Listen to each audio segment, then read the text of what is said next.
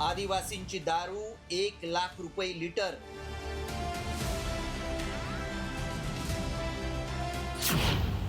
मोहाच्या दारूला pub mall मध्ये मागणी.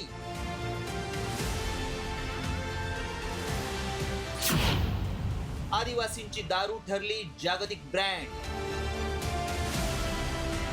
दीर्घकाळ बेकायदा, निकृष्ट आणि गावठी दारू म्हणून हिणवल्या गेलेल्या मोहाच्या दारूची प्रतिमा आता पूर्णपणे बदलणार आहे. जंगलातल्या आदिवासींच्या झोपडीतून थेट लंडन, ऑस्ट्रेलियातल्या मोठ्या मॉल्स आणि चकचकीत पब पर्यंत या मोहाच्या दारूनं मोठी मजल मारली आहे. ज्या दारूला कधी काळी लोक नाकं मुरडायची, तिच्या एका प्रीमियम बाटलीची किंमत आता चक्क 1,00,000 रुपयांवर गेली आहे. त्यामुळे या स्वदेशी पेयानं जागतिक बाजारात धुमाकूळ घातलाय. स्वदेशी मोहाची दारू ब्रँड कशी झाली पाहूया.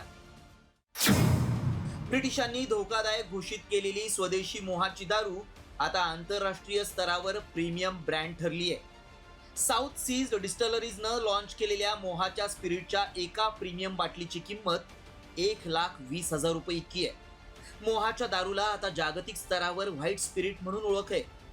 मध्य प्रदेश आणि छत्तीसगड सरकारनं मोहाला ऐतिहासिक वारसा पेय म्हणून घोषित करत कायदेशीर उद्योगाचा दर्जा दिलाय.